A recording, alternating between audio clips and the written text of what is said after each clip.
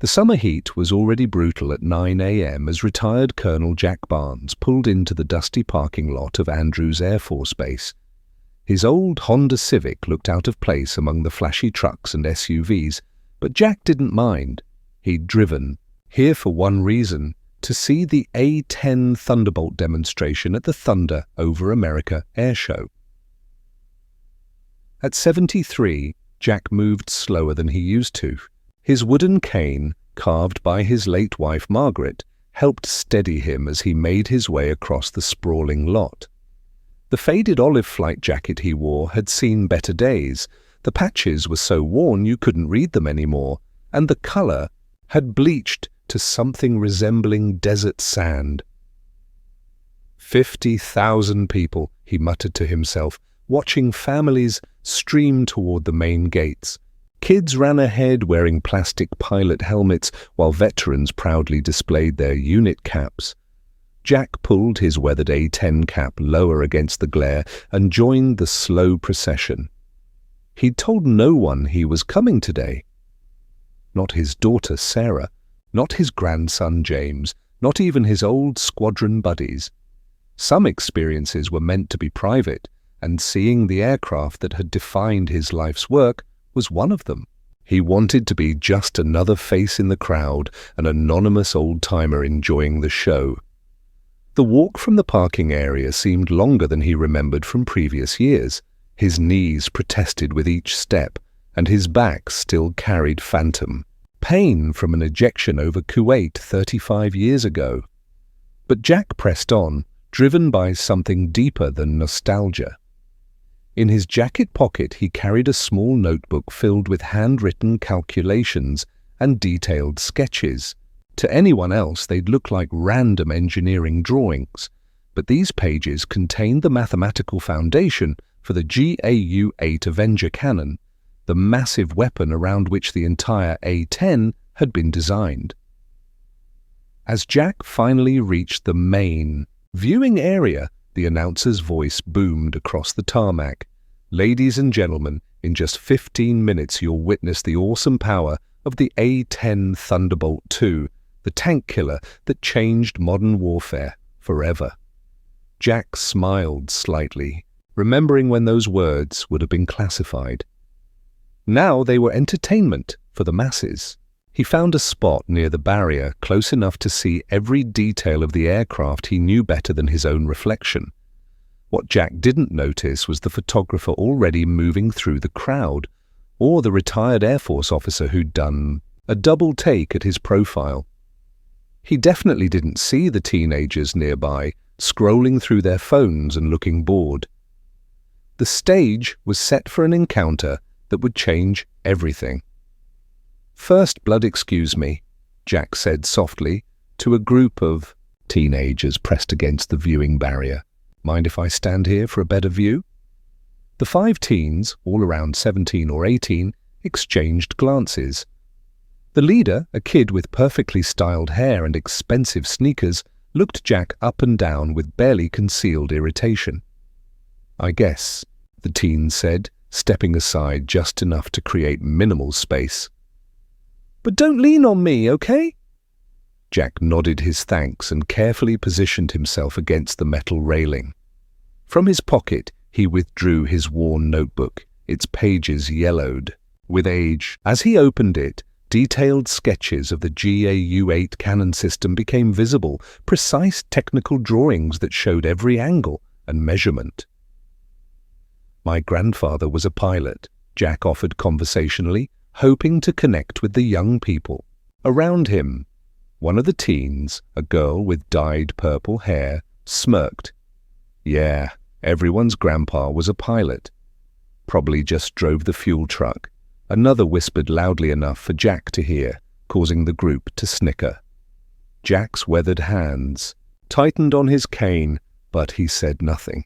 He'd faced worse than thoughtless teenagers. His mind briefly flashed to nights over Iraq, when anti-aircraft fire had lit up the sky like deadly fireworks, each glowing tracer representing dozens of unseen rounds seeking to tear his aircraft apart. A young girl nearby noticed his drawings, and pointed them out to her father. "Look, Dad, he has pictures of the plane." Her father glanced over, then quickly pulled his daughter away. "Don't bother the old-timer, honey." Jack watched them go, disappointment flickering across his face. He'd always enjoyed explaining engineering principles to curious young minds. His own grandson had sat for hours on his knee, listening to stories about thrust ratios and combat maneuverability long before he could even read. "Base, this is Ranger 1. Wind is not matching your reports. Repeat, actual conditions are 90 degrees off your projections. Ranger 1, maintain heading. Meteorology confirms stable conditions." Sarah checked her map. The fire was spreading, exactly as her calculations had predicted, following the wind shift that Briggs had dismissed that morning. She keyed her radio. "Base, this is Observer 7. Recommend immediate course correction to heading 270. Fire is jumping the containment line." "Observer 7, maintain current pattern. Do not interfere with active operations." 20 minutes later, the fire had spread into a neighboring valley, requiring 3 additional aircraft and twice the expected retardant. The official incident report would later blame unusual weather phenomena, but Sarah knew the truth: predictable conditions that had been ignored because they came from the wrong source. That evening, she found a printed memo slipped under her quarters door. The header read "Performance Evaluation, Confidential," and was signed by Commander Briggs. The contents made her blood run cold. "Captain Mitchell continues to demonstrate concerning judgment in tactical situations. Her insistence on outdated navigation methods and tendency to second-guess established protocols suggests she may not be suitable for firefighting operations. Recommend transfer to administrative duties or alternative assignment." The memo was dated for next week's review board meeting. Sarah realized with growing alarm that Briggs wasn't just dismissing her expertise, he was actively building a case to have her removed entirely. She sat on her narrow bunk, staring at the memo until the words blurred.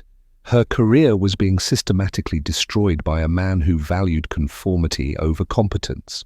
But what scared her most was the thought of the firefighters and civilians who might pay the price for that willful ignorance. Sarah folded the memo and placed it in her secure drawer, next to her detailed fire behavior logs. If Briggs wanted to play politics with people's lives, she'd need more than good intentions to stop him. She'd need proof. The emergency call came at 0347 hours on a Thursday morning. Sarah jolted awake to the piercing sound of the base alarm, 3 long blasts followed by 2 short ones. "Wildfire emergency, immediate deployment required." By the time she reached the briefing room, chaos had already taken hold. A lightning storm had ignited multiple fires across the Cascade Valley, and early reports suggested several had merged into a single massive blaze threatening the town of Pine Ridge. "Listen up," Commander Briggs barked, as pilots filed in wearing hastily donned flight suits. "We've got approximately 4,000 residents in immediate danger. Evacuation is underway, but we need to establish a firebreak on the eastern ridge to buy them time." Sarah studied the hastily assembled tactical display. The fire covered nearly 8 square miles and was growing rapidly. More concerning, the wind patterns showed the same afternoon shift signature she'd been tracking for weeks, a shift that would send the fire directly toward the evacuation routes. "Sir," she said, standing up with her annotated map, "I need to show you something critical about the wind patterns." "Sit down, Mitchell. We don't have time for your hobby cartography." "But, sir, the evacuation route will be compromised when the wind shifts." That's enough." Briggs slammed his hand on the podium. "One more interruption and you're grounded permanently. Is that clear?" The room fell silent. Sarah felt every eye on her, but she also felt something else, the absolute certainty that people were going to die if she stayed quiet. "The wind will shift southeast at approximately 1400 hours. she said clearly.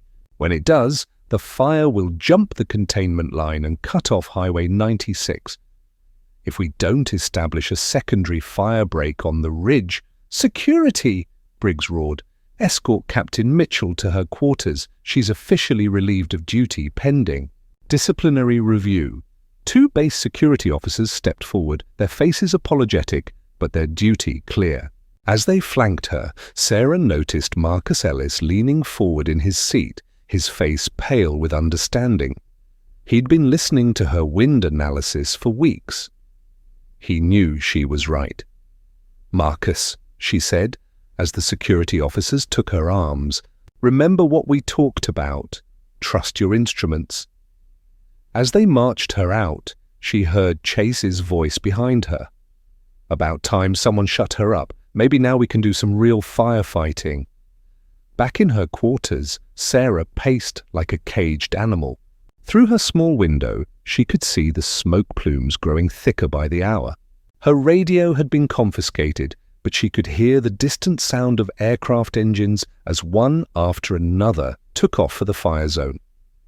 At 1300 hours, her door burst open. Marcus Ellis stood there, still in his flight suit, his face streaked with soot and fear. "Sarah, you were right. The wind shifted exactly when you said it would. Chase and Rodriguez are trapped in a box canyon. The fire jumped behind them and cut off their exit route." Sarah's blood turned to ice. "What's Briggs doing about it? He's refusing to acknowledge the wind shift. Says it's temporary and they should maintain position." Marcus's voice cracked. "Sarah, they're going to die unless someone can create an escape corridor through that smoke. But none of our tankers can fly in zero visibility." Sarah looked out her window at the A-10 sitting on the tarmac.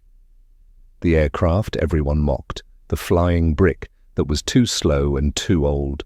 But it was also designed for low-altitude missions in battlefield conditions that would ground any other aircraft. "Marcus, I need you to do something for me, and I need you to do it without asking questions." He nodded. "Go to maintenance and tell them Observer 7 needs immediate fuel and ordnance check. Use those exact words. It's standard pre-flight protocol and won't raise suspicions." "Sarah, you're grounded. If you take off, if I don't take off, 2 pilots die and 4,000 civilians lose their evacuation route." She met his eyes. "I've been flying combat missions since I was 22 years old. I know the difference between breaking rules and saving lives." Marcus hesitated for just a moment, then nodded. "Observer 7, immediate fuel and ordnance check." "Got it." After he left, Sarah sat down at her small desk and began writing. If she was going to risk her career and possibly her life, someone needed to know why. The letter was addressed to the Inspector General's office, with copies designated for her family and the base chaplain. "By the time you read this, I will have either saved 2 pilots and helped protect 4,000 civilians, or I will be dead. Either way, I want the record to show that Commander David Briggs was warned repeatedly about predictable wind patterns that he chose to ignore. I am violating direct orders because those orders will result in unnecessary deaths." She sealed the letter and placed it prominently on her desk. Then she put on her flight suit, picked up her hand-drawn map, and walked toward the door. Outside, the afternoon sky was dark with smoke, and somewhere in that darkness, 2 pilots were running out of time.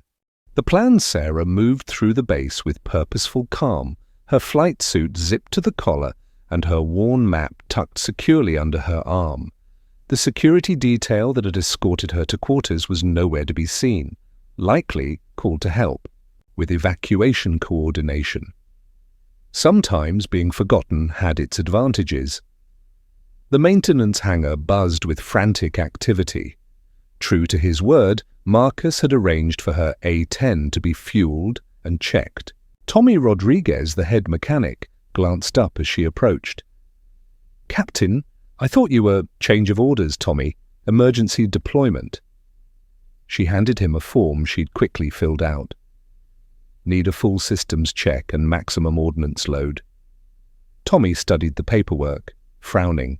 This isn't signed by Commander Briggs. Emergency Protocols, Section 4, 7 Alpha. In crisis situations, any rated pilot can authorize immediate deployment for life-saving operations. Sarah met his eyes steadily. It was a real regulation, though. One rarely invoked. 2 of our pilots are trapped, Tommy. Every minute counts. The older mechanic nodded slowly. He'd been maintaining aircraft longer than Sarah had been flying, and he understood the unwritten rules that mattered more than paperwork. Give me 10 minutes. While Tommy's crew swarmed over her aircraft, Sarah ducked into the communications. Trailer? The radio operator, Jenny Walsh, looked up in surprise. Captain Mitchell, I thought you were relieved. Jenny, I need you to patch me into the emergency frequency. Pilots Chase Williams and David Rodriguez are trapped in Sector 7, and I have critical navigation information. Jenny hesitated, glancing toward the main operations center, where Commander Briggs's voice could be heard barking orders. Please, Sarah said quietly. I know you've been listening to the radio chatter. You know they're in trouble.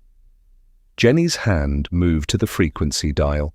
Emergency Channel 7 is open. Sarah keyed the microphone. Ranger 1 and Ranger 3, this is Observer. 7, do you copy? Chase's voice crackled through the static, strained and desperate. Observer 7, where the hell have you been? We're trapped in Devil's Canyon. Fire jumped behind us about 20 minutes ago. Ranger 1, I have your position marked. There's an escape corridor at heading 285 degrees, elevation approximately 4,000 feet. It's narrow, maybe 50 yards wide, but it should be clear of flames. Negative, Observer 7. Visibility is 0. We can't see 50 feet, let alone navigate a corridor. Sarah closed her eyes, visualizing the terrain she'd hiked dozens of times. Ranger 1, I can guide you through, but I need you to trust my navigation. Sarah? Rodriguez's voice joined the channel. Is that you? I thought Briggs grounded you. He did, but right now that doesn't matter. She looked out the trailer window, at her A-10 now armed and ready. David, I'm going to fly lead through the corridor. Follow my position and maintain exactly 50 feet separation. Don't deviate from my flight path by more than 10 yards in any direction. You're going to fly through that smoke? Chase's voice carried a mixture of disbelief and hope. In that antique was designed for exactly these conditions. Sarah smiled grimly. Gentlemen, I'll be airborne in 5 minutes. Maintain your current position until you see my beacon. As she left the communications trailer, Sarah nearly collided with Marcus Ellis. His face was pale with fear. Sarah, Briggs just discovered you're not in quarters. He's sending security to arrest you for insubordination and theft of military aircraft. How long do I have? Maybe 10 minutes, before they lock down the airfield. Sarah looked toward the runway where her A-10 waited. Tommy's crew was just finishing their checks, giving her thumbs-up signals. Everything was ready except for one crucial detail. Marcus, I need one more favor. In about 15 minutes, Briggs is going to order me to return to base. When he does, you're going to experience sudden radio difficulties on the command frequency. Marcus stared at her. You want me to jam the communications? I want you to accidentally spill coffee on the radio console. These things happen during emergencies. For a moment, Marcus looked like he might refuse. Then he glanced toward the smoke-filled sky where two pilots were waiting to die, and his expression hardened with resolve. Understood. Coffee can be very slippery during high-stress situations. Sarah clasped his shoulder. Thank you, Marcus. Make sure someone knows the truth about today, no matter what happens to me.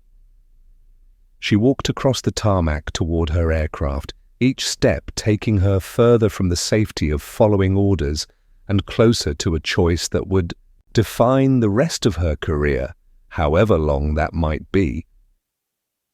Behind her, she could hear vehicles approaching fast, their engines urgent with the sound of authority being challenged. She broke into a run. Into the fire, Sarah's boots hit the aircraft. Ladder at a dead sprint. Behind her, she could hear shouting voices and the slam of vehicle doors. Commander Briggs's voice cut through the noise like a blade. "Shut down that aircraft! Mitchell is under arrest!" Tommy Rodriguez appeared at the base of the ladder, his weathered face set with determination. "Captain, you've got maybe 30 seconds before they reach us." Sarah vaulted into the cockpit with practiced efficiency, her hands moving through the startup sequence she'd performed hundreds of times. The A-10's engines spooled to life with a distinctive low growl that seemed to vibrate through her bones. "Choo!" Briggs's voice was closer now, filled with rage. "Shut down those engines immediately." Through her canopy, Sarah could see security officers running across the tarmac, but Tommy and his maintenance crew had formed a loose barrier around the aircraft, ostensibly checking final systems while actually buying her precious seconds. Her radio crackled to life. "Observer 7, this is Base Command. You are ordered to shut down and exit your aircraft immediately." Sarah keyed her microphone, her voice calm despite the chaos around her. "Base Command, this is Observer 7 declaring emergency authority under Regulation 47 Alpha. 2 pilots are in immediate danger, and I am the only aircraft capable of conducting rescue operations in current conditions. That regulation does not apply here. You are relieved of duty," and the radio went silent. Sarah glanced toward the communications trailer and saw Marcus Ellis in the window, holding up a coffee cup with an apologetic shrug. Apparently, accidents did happen during high-stress situations. With communications jammed, Sarah had a brief window of opportunity. She released the brakes and began taxiing toward the runway, her speed increasing with each passing second. In her rearview mirror, she could see Briggs running alongside the aircraft, his face purple with fury. Observer 7 to Ranger 1 and Ranger 3, she broadcast on the emergency frequency. "I am airborne in 30 seconds. Maintain position and prepare to follow my lead." "Copy, Observer 7, came Chase's strained reply. "We're running low on fuel. Whatever you're going to do it fast." The A-10 lifted off into air, thick with smoke and ash. Immediately, Sarah felt the familiar embrace of battlefield conditions, zero visibility, turbulent air, and the kind of flying that separated pilots from passengers. Her instruments glowed, amber in the haze as she climbed toward the fire zone. At 3,000 feet, she entered the smoke layer proper. The world outside her canopy disappeared into a grey-brown void that would have terrified most pilots. But Sarah had flown through. Dust storms over Iraq where the sand was so thick it blocked radar. This was just another day at the office.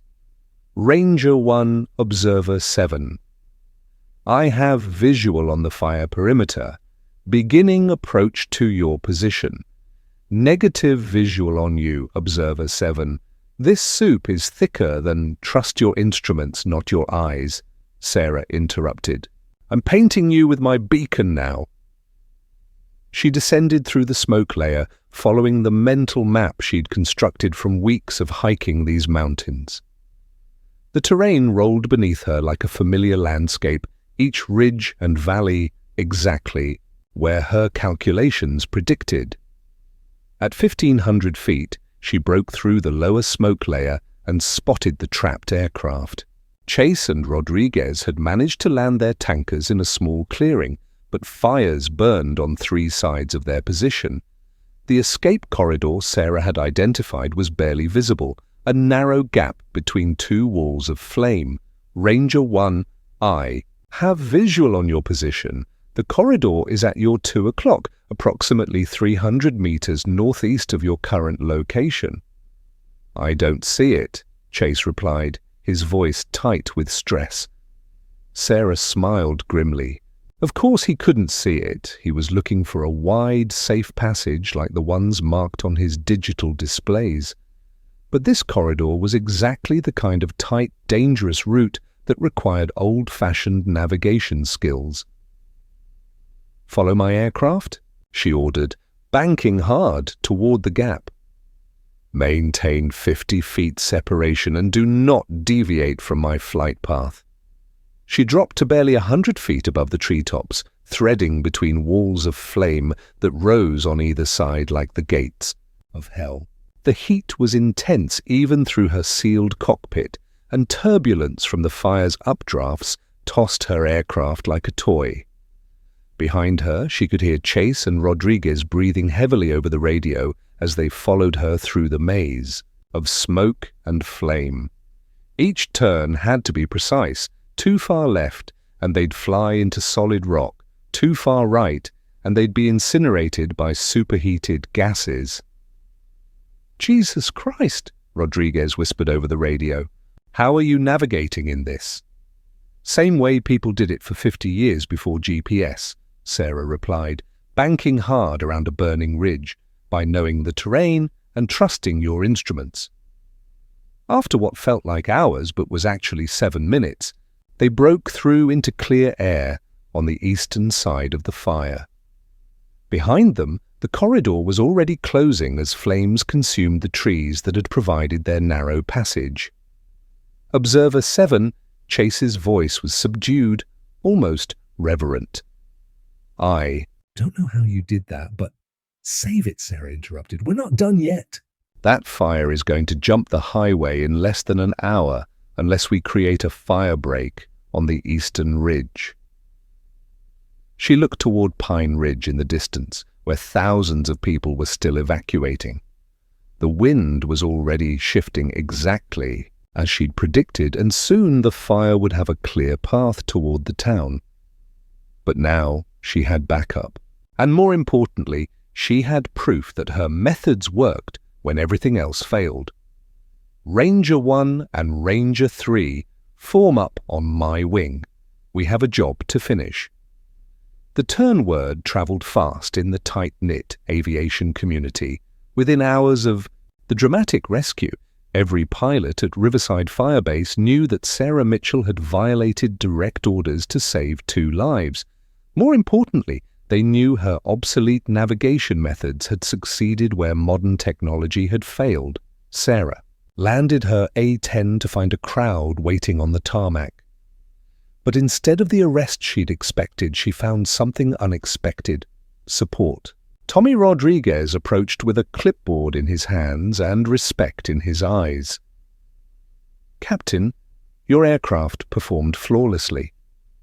0 mechanical issues despite operating in extreme conditions." He paused, then added quietly, "That was some fine flying out there." Chase Williams and David Rodriguez were already on the ground, their aircraft bearing scorch marks from their narrow escape. As Sarah climbed down from her cockpit, Chase approached with an expression she'd never seen from him before. Humility. "Sarah, I owe you an apology. Hell, I owe you my life." He extended his hand. "I've been flying for 12 years, and I've never seen navigation skills like that." Behind him, other pilots nodded in agreement. The mockery and dismissive laughter were gone, replaced by the kind of professional respect that could only be earned in the crucible of real danger. But Sarah's moment of vindication was short-lived. Commander Briggs emerged from the operations center, flanked by 2 military police officers and the base legal counsel. "Captain Mitchell, you are under arrest for disobeying direct orders, unauthorized use of military aircraft, and endangering fellow personnel." The crowd of pilots and ground crew fell silent. Sarah straightened to attention, her expression calm despite the thundering of her heart. "Sir, I acted under emergency protocols to save lives that were in imminent danger. You acted in direct violation of my explicit orders, Briggs snapped. Your reckless behavior could have resulted in 3 aircraft losses instead of 0. But it didn't, interrupted a new voice. Everyone turned to see Colonel Patricia Hayes, the base inspector general, approaching with a tablet in her hands. Sarah had never met the colonel, but her reputation was legendary, a no-nonsense officer who'd built her career on holding commanders accountable for their decisions. Colonel Hayes, Briggs stammered, clearly not expecting higher oversight. I can explain. Please do, Commander. I'm particularly interested in understanding why you ignored meteorological analysis that proved to be accurate, grounded your most experienced combat pilot during an emergency, and then attempted to have her arrested for saving lives. Briggs's face cycled through several shades of red. Captain Mitchell's analysis was unsubstantiated. She relies on outdated methods that have no place in modern operations. Colonel Hayes consulted her tablet. According to the flight recorder data I've reviewed, Captain Mitchell's predictions about wind patterns were accurate to within 15 minutes. Her navigation through 0 visibility conditions was flawless, and her risk assessment proved correct when your primary flight plan failed. She looked around the assembled crowd. I've also received statements from multiple personnel describing a pattern of dismissing valid tactical input and creating a hostile work environment for qualified personnel. Sarah felt a surge of hope, but she kept her expression neutral. Military justice could be unpredictable, even when the facts were clear. Furthermore, Colonel Hayes continued, I've reviewed Captain Mitchell's service record. Combat veteran, distinguished service medal, expert navigation qualification, and an instructor rating in adverse weather operations. Tell me, Commander Briggs, why exactly was this pilot considered unsuitable for firefighting operations? The silence stretched uncomfortably.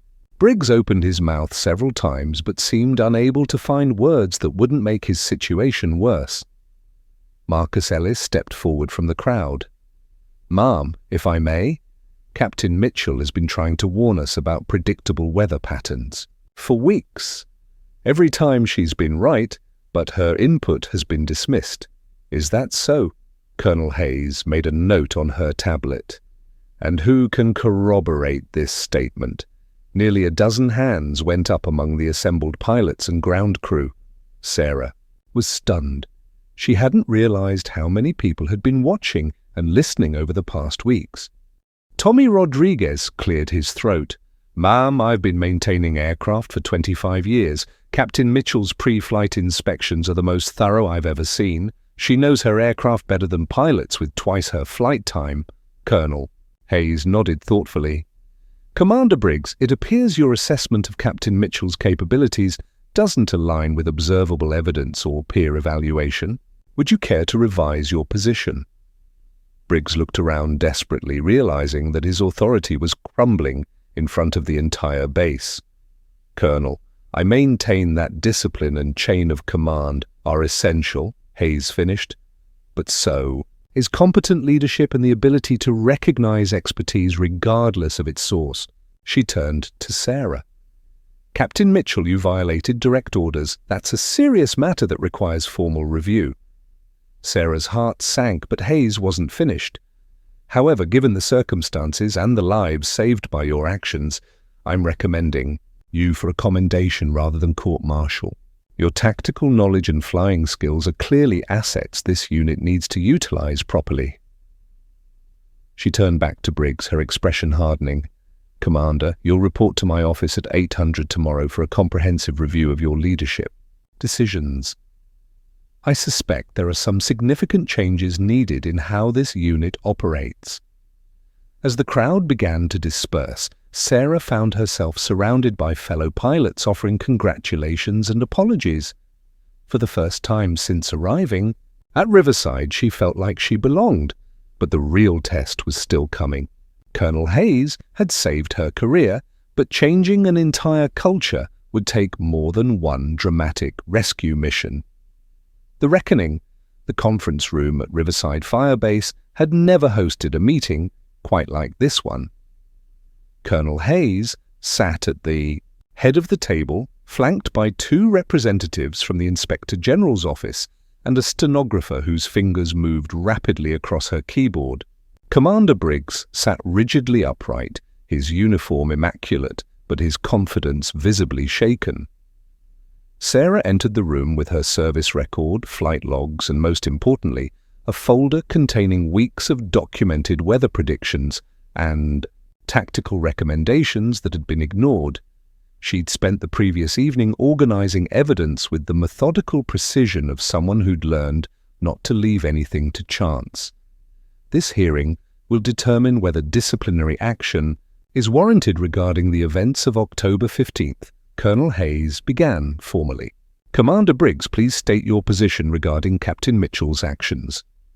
Briggs cleared his throat, his usual bluster replaced by careful legal language. Captain Mitchell violated direct orders, circumvented established chain of command, and engaged in unauthorized use of military aircraft. Regardless of outcome, discipline must be maintained. And what was the outcome, Commander? 2 aircraft were successfully extracted from a dangerous situation. By Captain Mitchell's unauthorized mission? A long pause. Yes, ma'am? Colonel Hayes made a note. Captain Mitchell, please explain your decision to violate direct orders. Sarah had rehearsed this moment, but now that it was here, she found herself speaking from the heart rather than from preparation. Ma'am, I had specific knowledge that 2 pilots were in immediate danger due to weather conditions I had predicted and documented.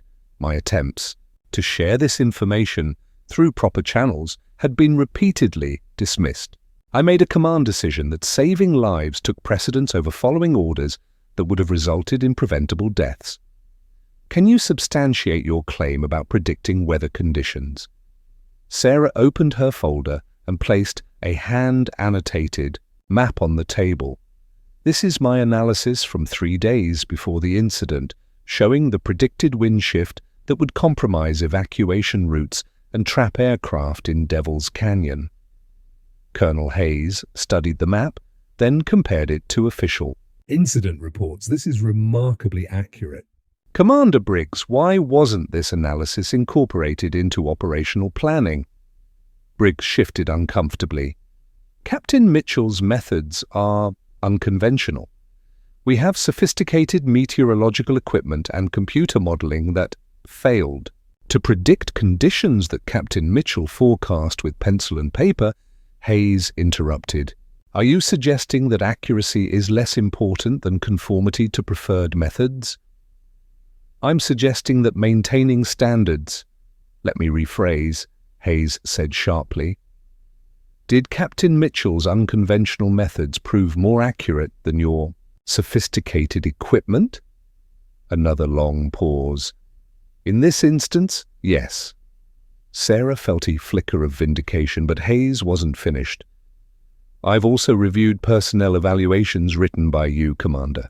You recommended Captain Mitchell for transfer to administrative duties, citing concerning judgment and inability to work within established protocols. Yet her service record shows exemplary performance in combat situations remarkably similar to firefighting operations. Colonel Hayes placed several documents on the table. Expert navigation in adverse conditions, successful completion of missions other pilots couldn't attempt, commendations for innovative tactical solutions. Commander, how do you reconcile your negative evaluation with this documented excellence? Briggs seemed to realize that his prepared arguments were crumbling. Colonel, Captain Mitchell may be technically proficient, but her attitude, what attitude specifically? She questions orders. She disrupts briefings with unsolicited input. She refuses to adapt to our operational culture. Sarah tensed, recognizing the familiar complaints that had followed her throughout her career, but Colonel Hayes leaned forward with interest. Commander, are you saying that questioning potentially flawed orders is problematic? I'm saying that military discipline requires competent leadership that can distinguish between insubordination and expertise. Hayes cut him off. Can you provide examples of Captain Mitchell's alleged attitude problems? Briggs fumbled through his notes. She insisted on using paper maps instead of digital displays. She contradicted meteorological reports during briefings. She refused to accept flight assignments without argument. And were her map readings accurate? Sometimes, but were her meteorological contradictions correct? A reluctant nod. In several cases, yes. And did she ultimately accept flight assignments? Yes, but she made her disagreement known. Colonel Hayes sat back in her chair. Commander, I'm struggling to understand how accurate analysis and professional disagreement constitute attitude problems. Unless, she paused, studying Briggs with the kind of penetrating gaze that had made her reputation. Unless the real issue is that Captain Mitchell is a woman challenging male authority in a male-dominated environment. The room went dead silent. Briggs's face flushed red. Colonel, that's completely inappropriate, is it? Hayes pulled out another folder. I've interviewed 12 personnel at this base over the past 2 days. Would you like to hear some direct quotes? She opened the folder and began reading.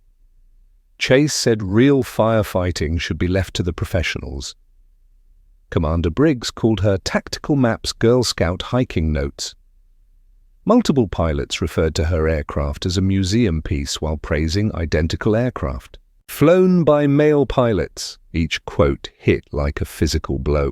Sarah had heard them all, but seeing them documented in an official investigation gave them new weight. Furthermore, Hayes continued, I've discovered that Captain Mitchell's tactical recommendations have been correct in 8 out of 10 major operations this season, yet none were officially credited or incorporated into standard procedures. She closed the folder and looked directly at Briggs. Commander, you have systematically undermined a decorated combat veteran whose expertise exceeds that of most pilots in your command. When she attempted to save lives using that expertise, you tried to have her arrested.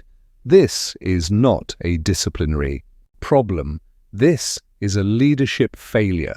Briggs seemed to shrink in his chair. Colonel, I've run this base for 4 years without major incidents. Without major incidents that you've acknowledged, Hayes corrected. But I've found 3 near-miss situations where Captain Mitchell's warnings could have prevented dangerous conditions if they'd been heeded. Sarah watched the proceedings with growing amazement.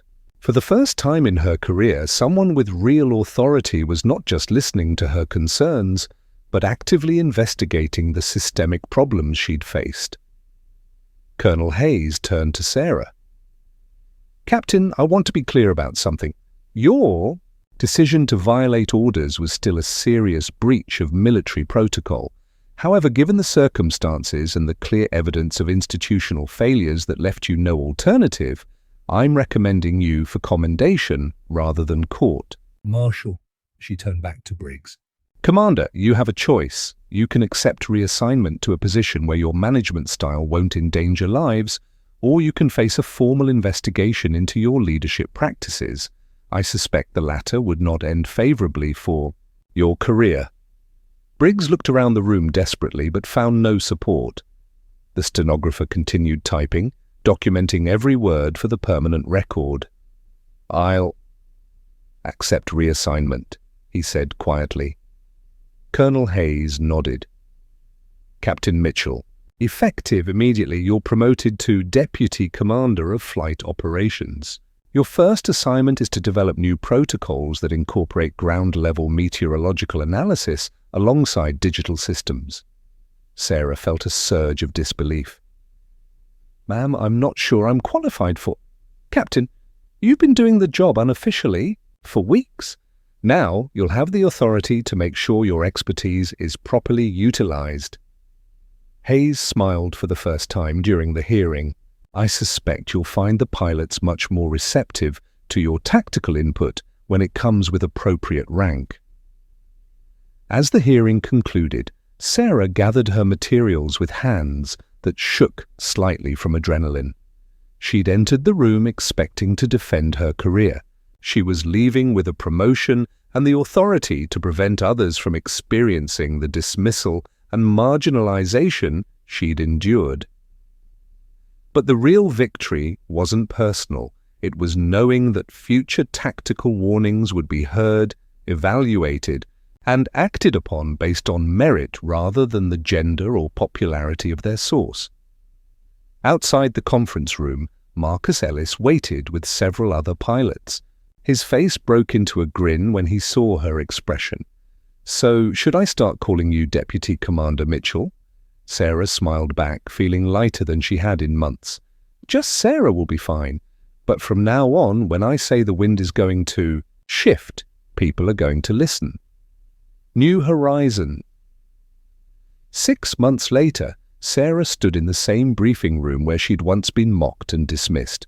But everything had changed. Her hand-drawn maps now shared wall space with digital displays, and both were consulted with equal respect.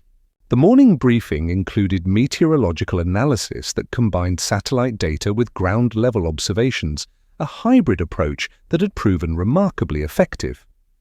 "Weather update shows stable conditions through 1400 hours, announced Lieutenant Rebecca Chen, the newest pilot to join their squadron. But Captain Mitchell's terrain analysis suggests potential wind shear developing in Sector 4 by mid-afternoon. Sarah nodded approvingly.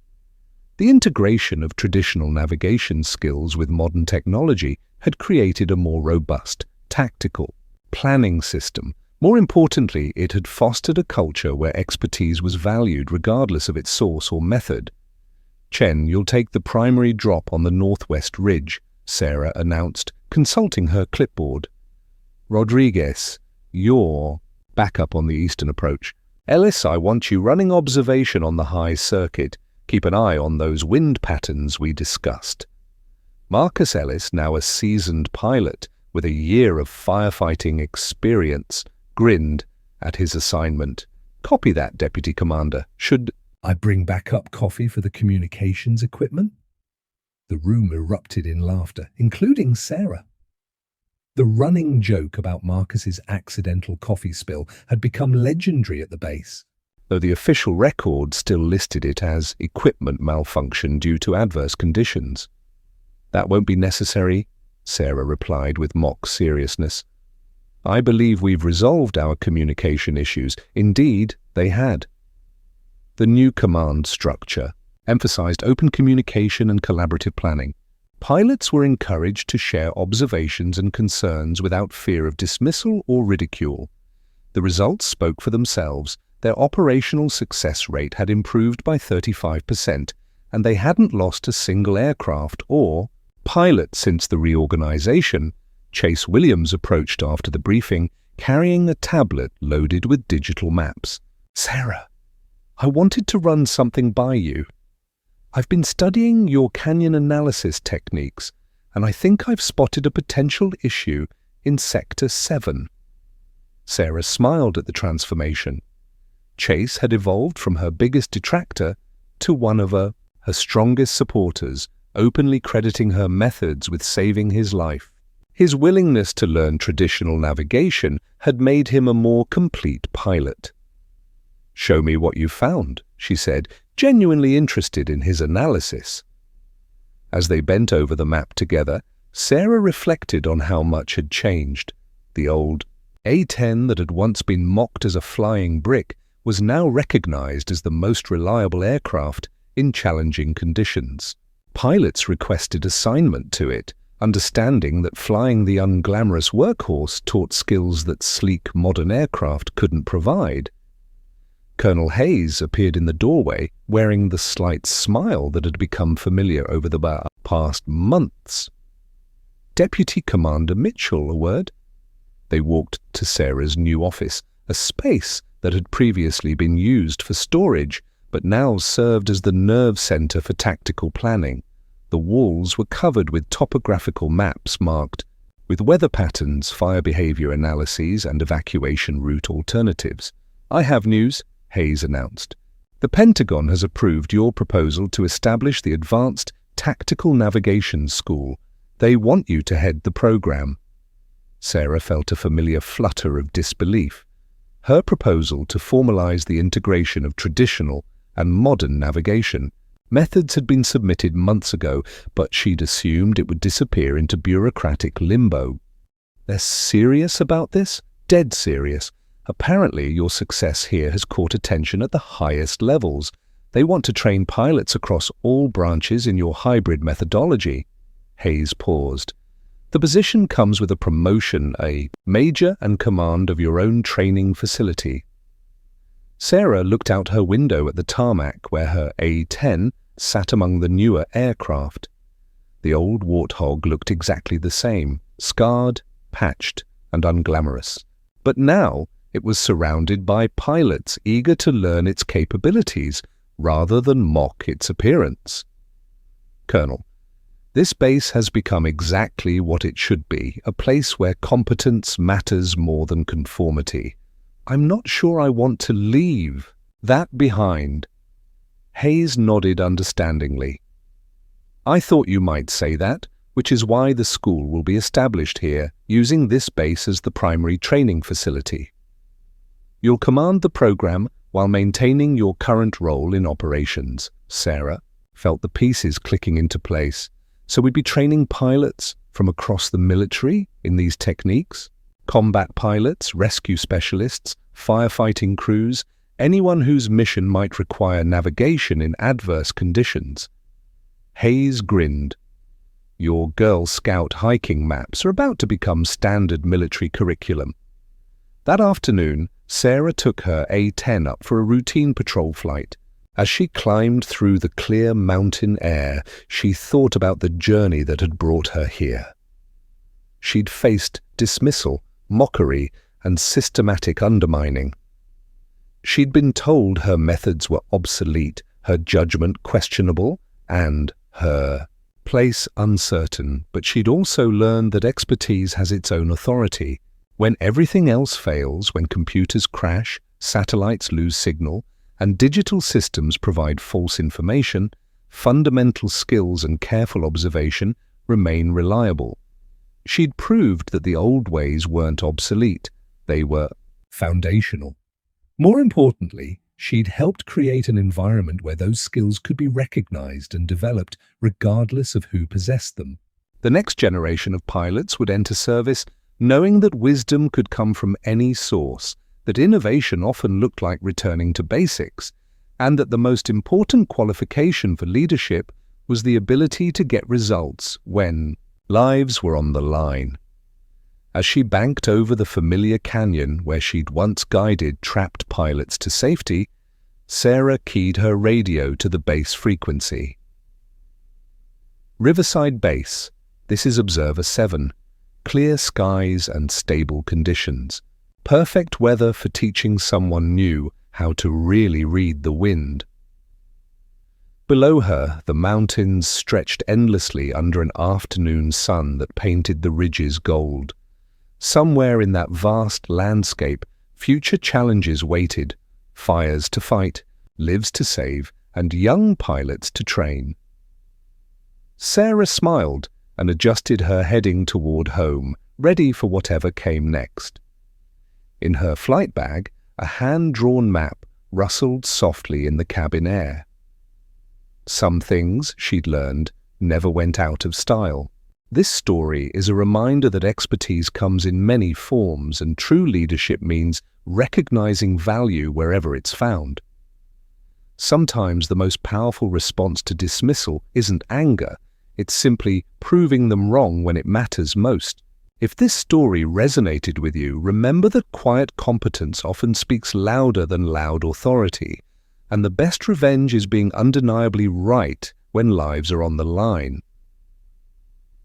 If you enjoyed this story, don't forget to hit the subscribe button and become a part of our Everyday Life Stories community. Where are you watching from? Drop a comment below. We love hearing from our amazing viewers around the world.